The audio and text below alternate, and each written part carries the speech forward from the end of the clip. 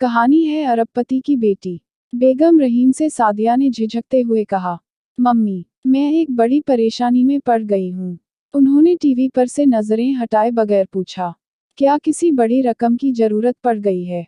नहीं मम्मी, मेरे पास पैसे हैं। तो फिर इस बार भी इम्तिहान में खराब नंबर आए होंगे और अगली क्लास में जाने में दिक्कत आ रही होगी। बेगम रहीम की निगाहें अब भी टीवी सीरियल पर लगी थी।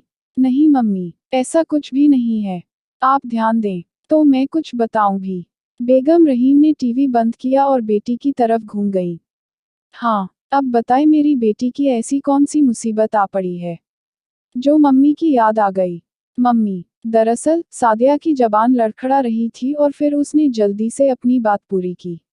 मैं पेट से हूँ। यह सुनकर बेगम रहीम का हंसता हुआ चेहरा गुस्से से लाल हो गया। तुमसे कितनी बार कहा है कि एहतियात बरता करो, लेकिन तुम निरी बेवकूफ की बेवकूफ रही। बेगम रहीम को इस बात का सदमा कतई नहीं था कि उनकी कुंवारी बेटी पेट से हो गई है। उन्हें तो इस बात पर गुस्सा आ रहा था कि उसने एहतियात क्यों नहीं बरती। मम्मी, मैं हर बार बहुत एहतियात बरतती थी, पर इस बार पहाड़ पर पिकनिक मनाने गए थे, वहीं चूक हो गई। कितने दिन का है? बेगम रहीम ने पूछा। चौथा महीना है, सादिया ने सिर झुकाकर कहा। और तुम अभी तक सो रही थी? बेगम रहीम को फिर गुस्सा आ गया।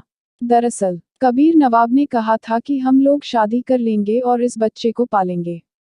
लेकिन मम्मी, वह गजल है न, वह बड़ी बदचलन है। कबीर नवाब पर हमेशा डोरे डालती थी। अब वे उसके चक्कर में पड़ गए और हमसे दूर हो गए। रहीम साहब शहर के एक नामी गिरामी अरबपति थे। कपड़े की कई मिलें थीं। सियासत में भी खासी रुचि रखते थे। सुबह से शाम तक बिजनेस मीटिंग या सियासी जलसों में मशरूफ रहते थे।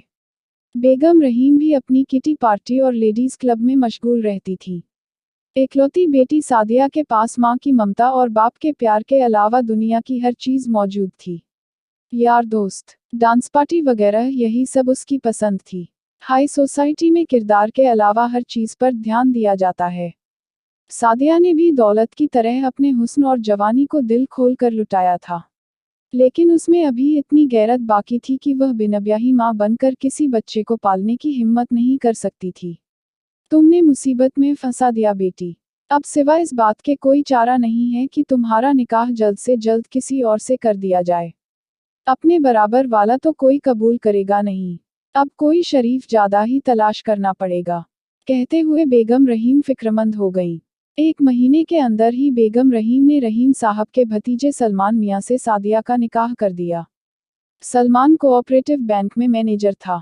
नौजवान खूबसूरत सलमान के घर जब बेगम रहीम सादिया के रिश्ते की बात करने गईं, तो सलमान की मां अमीरा बीबी को बड़ी हैरत हुई थी। बेगम रहीम 5 साल पहले सलमान के अब्बा की मौत पर आई थी। उसके बाद वे अब आई, तो अमीरा बीबी सोचने लगी कि आज तो सब खैरियत है, फिर ये कैसे आ गईं? जब बेगम रहीम ने बगैर कोई भूमिका बनाए सादिया के रिश्ते के लिए सलमान का हाथ मांगा, तो उन्हें अपने कानों पर यकीन नहीं आया था। कहाँ सादिया एक अरबपति की बेटी और कहाँ सलमान एक मामूली बैंक मैनेजर, जिसके बैंक का सालाना टर्नओवर भी रहीम साहब की 2 मिलों के बराबर नहीं था। सलमान की मां ने बड़ी मुश्किल से कहा था, भाभी, मैं जरा सलमान से बात कर लूं। अमीरा बीबी, इसमें सलमान से बात करने की क्या जरूरत है? आखिर वह रहीम साहब का सगा भतीजा है। क्या उस पर उनका इतना भी हक नहीं है कि सादिया के लिए उसे मांग सकें? बेगम रहीम ने 2 टूक शब्दों में खुद ही रिश्ता दिया और खुद ही मंजूर कर लिया था। चंद दिनों के बाद एक आलीशान होटल में सादिया का निकाह सलमान मियाँ से हो गया। रहीम साहब ने उनके हनीमून के लिए स्विट्जरलैंड के एक बेहतरीन होटल में इंतजाम करा दिया था। सादिया को जिंदगी का यह नया ढर्रा भी बहुत पसंद आया। हनीमून से लौटकर कुछ दिन रहीम साहब की कोठी में गुजारने के बाद जब सलमान ने दुल्हन को अपने घर ले जाने की बात कही तो सादिया के साथ बेगम रहीम के माथे पर भी बल पड़ गए। तुम कहाँ रखोगे मेरी बेटी सादिया को? बेगम रहीम ने बड़े मजाकिया अंदाज में पूछा।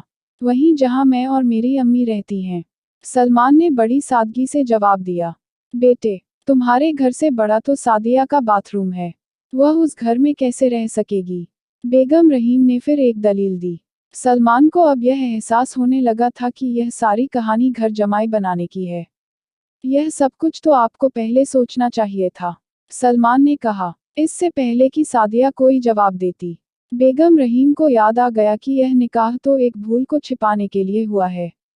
मियाँ बीवी में अभी से अगर तकरार शुरू हो गई, तो पेट में पलने वाले बच्चे का क्या होगा।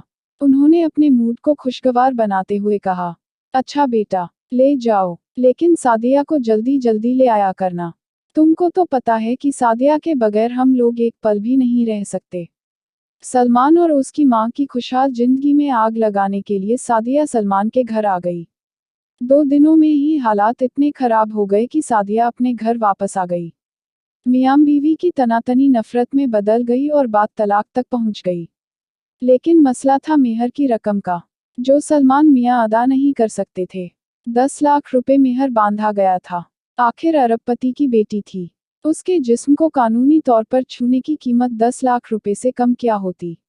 एक दिन मियाँ बीवी की इस लड़ाई को एक बेरहम ट्रक ने हमेशा के लिए खत्म कर दिया। हुआ यूं कि सलमान मियाँ शाम को बैंक से अपने स्कूटर से वापस आ रहे थे। ना जाने किस सोच में थे कि सामने से आते हुए ट्रक की चपेट में आ गए और बेजान लाश में तब्दील हो गए। सादिया बेगम अपने पुराने दोस्तों के साथ एक बड़े होटल में गप्पे लगाने में मशगूल थी। तभी बीमा कंपनी के एक एजेंट ने उन्हें एक लिफाफे के साथ 10 लाख रुपए का चेक देते हुए कहा, मैडम, ऐसा बहुत कम होता है कि कोई पहली किस्त जमा करने के बाद ही हादसे का शिकार हो जाए। सलमान साहब ने अपनी तनख्वाह में से 10 लाख रुपए की पॉलिसी की पहली किस्त भरी थी और आपको नॉमिनी करते समय यह लिफाफा भी दिया था। शायद वह यही सोचते हुए जा रहे थे कि महीने के बाकी दिन कैसे गुजरेंगे और ट्रक से टकरा गए। सादिया ने पूरी बात सुनने के बाद एजेंट का शुक्रिया अदा किया और होटल से बाहर आकर अपनी कार में बैठकर लिफाफा खोला। यह सलमान का पहला और आखिरी खत था। लिखा था, तुमने मुझे तोहफे में 4 महीने का बच्चा दिया था। मैं तुम्हें मेहर के 10 लाख रुपए दे रहा हूँ।